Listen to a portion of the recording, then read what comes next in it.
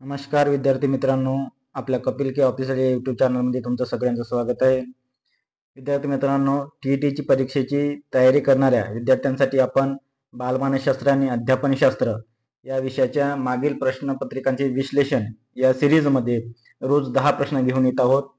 बघा, तुम्ही जर चॅनलला नवीन असाल तर चॅनलला अगोदर तुम्ही सबस्क्राईब करा, जेणेकरून हे सर्व व्हिडिओ तुम्हाला तुमच्या यूट्यूबला लवकरात लवकर मिळतील. बघा, या ठिकाणी आपण या सिरीज मध्ये आज बघणार आहोत.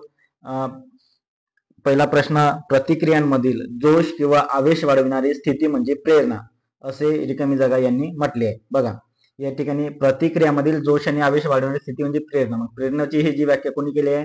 जोश्री यांनी. बघा, मग आपलं उत्तर राहणार आहे जोश्री. दुसरं वाक्य बघा, 72 क्रमांकाचा क्वेश्चन आहे.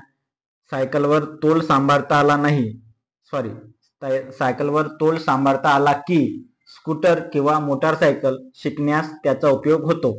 हे या संक्रमणाचे उदाहरण आहे. आता हे संक्रमण आहे कोणतं? बघा, एखाद्या कौशल्याच्या दुसऱ्या क्रियेमध्ये जर वापर होत असेल तर त्याला धन संक्रमण असे म्हणतात. म्हणजेच काय? सायकलवर तोल सांभाळता आला की स्कूटर किंवा मोटारसायकल सुद्धा शिकण्यास उपयोग होतो, म्हणजे हे धन संक्रमण झालेलं आहे.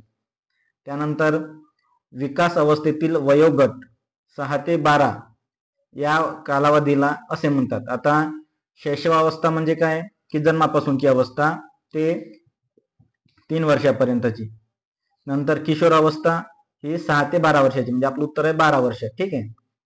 त्यानंतर बघा, स्मृती म्हणजे नवा अनुभव, असं कोणी म्हटलं आहे? ही व्याख्या आहे. बघा, या ठिकाणी स्मृतीची जी व्याख्या केली आहे, स्मृती म्हणजे नवा अनुभव, ही स्पष्टपणे व्याख्या आहे रॉस यांची. चित्रकार चित्र रेखाटण्यात इतका रंगून जातो की त्याला स्थळाकाळाचे भान राहत नाही. हे उदाहरण आहे अभ्यासतवदान.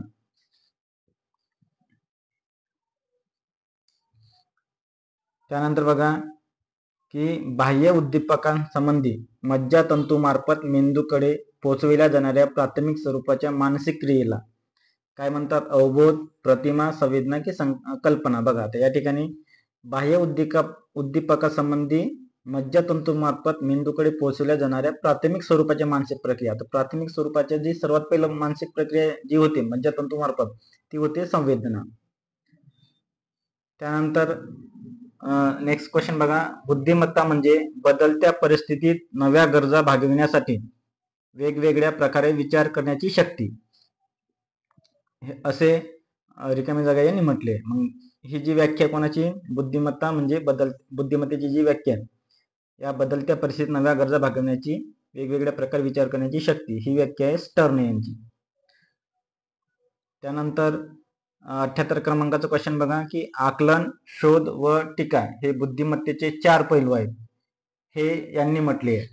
बघा, William stern, Terman, Thorndike, Alfred बिने. तर ही जी आहे आकलन, शोध, दिशा आणि टीका, हे बुद्धिमत्तेचे 4 पैलू. बुद्धिमत्तेचे 4 पैलू कोणी सांगितले आहेत? अल्फ्रेड बिने यांनी सांगितले आहेत. त्यानंतर बघा, शैक्षणिक बुद्धिमत्तेला भावनिक बुद्धिमत्तेचे सहाय्य असले पाहिजे. भावनिक बुद्धिमत्ता म्हटलं की डॅनियल गोलमनच आला पाहिजे. बघा, या ठिकाणी हे आपल्याला पाठ असायला पाहिजे की भावनिक बुद्धिमत्तेची व्याख्या सुद्धा कोणी केली आहे? डॅनियल गोलमनच यांनी केली आहे. आणि शैक्षणिक बुद्धिमत्तेला भावनिक बुद्धिमत्तेचे सहाय्य असले पाहिजे, असा विचार कोणाचा आहे? डॅनियल गोलमनचा. त्यानंतर साध्य गाठण्यास प्रवृत्त करणाऱ्या, विशिष्ट दिशेने वाटचाल कराव्यास लावणाऱ्या आणि वर्तनासाठी उत्साह टिकवून धरणाऱ्या शक्तींचे मिश्रण म्हणजे प्रेरणा होय. बघा, साध्य गाठण्यास प्रवृत्त करणाऱ्या आणि विशिष्ट दिशेने वाटचाल करण्यास लावणाऱ्या आणि वर्तनासाठी उत्साह टिकवून धरणाऱ्या शक्ती म्हणजेच काय आहे? तर ही प्रेरणा आहे. लक्षात ठेवा, प्रेरणेमुळेच आपले कार्य साध्य होऊ शकते. विद्यार्थी मित्रांनो, आपण या सिरीजमध्ये रोज 10 प्रश्न घेत आहोत. तुम्हाला हा व्हिडिओ कसा वाटला मला कमेंट्स करून नक्की कळवा. तुम्हाला जर व्हिडिओ आवडले असेल, व्हिडिओला लाईक करा आणि चॅनलला सबस्क्राईब करा. धन्यवाद.